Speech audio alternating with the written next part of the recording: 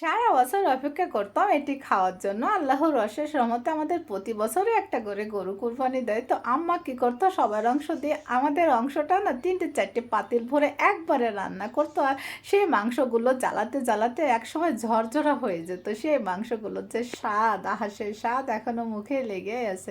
তো আম্মা এখন আর ওইভাবে রান্না করে না, কারণ এখন সবার ঘরে ফ্রিজ হয়ে গেছে। তো আমার তো খেতে মন চেয়েছে, এখন কি করার।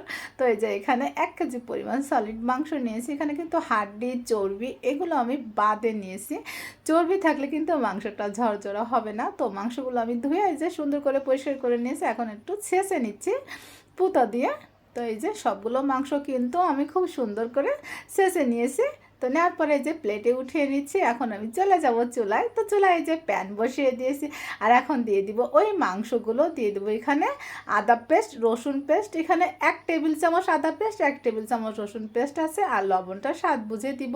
আর দিয়েছি এখানে হলুদের গুঁড়ো ১ চামচ আর মরিচের গুঁড়ো ১ চামচ। এখানে কিন্তু আমি তেল দিব না। আর এখানে দিয়েছি আমি ৩ কাপ পানি। পানিটা দিয়ে আমি সুন্দর করে সব কিছু এই যে নেড়ে চেড়ে মিশিয়ে নিব। নেওয়ার পরে চুলাটা জ্বালিয়ে এটাকে আমি সিদ্ধ করে নেব। তো এই যে ঢাকনা দিয়ে ঢেকে দিয়েছি। আর দেখো আমি অনেকক্ষণ পরে ঢাকনা তুলে একটু নেড়ে চেড়ে দিচ্ছি। তো দেওয়ার পরে আমি আবারও ঢাকনা দিয়ে ঢেকে এটাকে সিদ্ধ করে নেব, একদম পানিটা শুকিয়ে নিব। তো দেখো এই পর্যায়ে পানিটা কিন্তু বেশ কমে আসছে। আর আমি নেড়ে চেড়ে পানিটা একদম শুকিয়ে নিয়েছিলাম। এভাবে পানিটা শুকিয়ে নিলে কি হবে, মাংসটা বেশ ঝরঝরা হবে। তো আমি কিন্তু এখানে তেল দিই নাই, এজন্য মাংসটা আরও বেশি ঝরঝরা হবে। আর মাংসটা বেশ সিদ্ধও হয়ে গিয়েছিল। আর এই পর্যায়ে আমি এখন নামিয়ে নিব। নামিয়ে এটাকে ঠান্ডা করে নিব। তো আমি এই যে প্লেটে নিয়ে নিয়েছি, এটা কিন্তু ফ্যানের নিচে রেখে আমি ঠান্ডা করে নিয়েছি। তারপর আমি এখন এই যে হাত দিয়ে ছাড়িয়ে ঝরঝরা করে নিব। তো যতটুকু পেরেছি আমি এই যে খুব সুন্দর করে সবটুকু কিন্তু হাত দিয়ে ছাড়িয়ে নিয়েছি। নিয়ে এই যে সবগুলো মাংসই কিন্তু বেশ ঝরঝরা হয়েছে।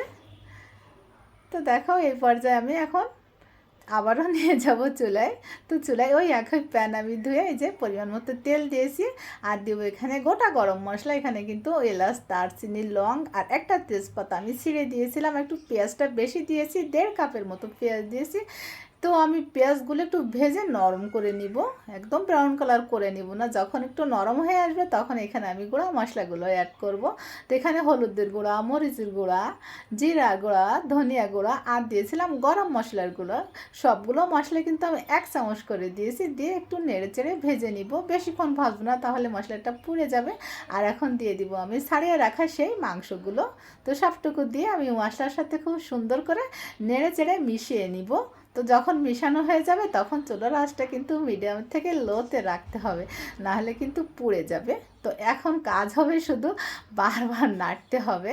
তো নাড়তে নাড়তে এক পর্যায়ে এর কালারটা দেখো এই যে চেঞ্জ হয়ে আসবে।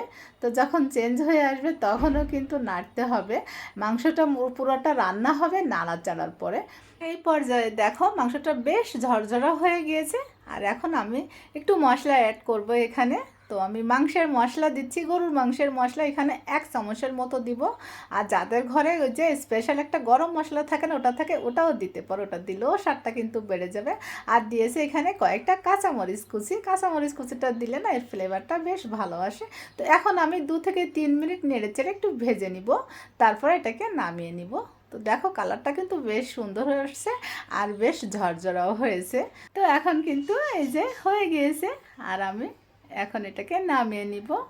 তো এই যে একটু প্লেটে আমি সবটুকু নামিয়ে নিব। তো ওই হাঁড়ি ভরা মাংসের মতো অতটা মজা না হলে খেতে কিন্তু বেশ ভালোই ছিল।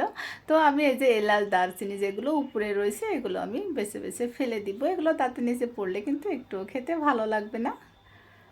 তো এই যে দেখো এটা কিন্তু দেখতে বেশ লোভনীয় হয়েছে। আর আমি এখন আমার প্লেটে পরিবেশন করে নিব। তো আমি একটু ভাত নিয়েছি আর নিয়েছি এখানে এই যে ঝুরা মাংস, ১ পিস লেবু আর ২টা কাঁচামরিচ। এটাতে আমার দুপুরের খাবার হয়ে গিয়েছিল আলহামদুলিল্লাহ।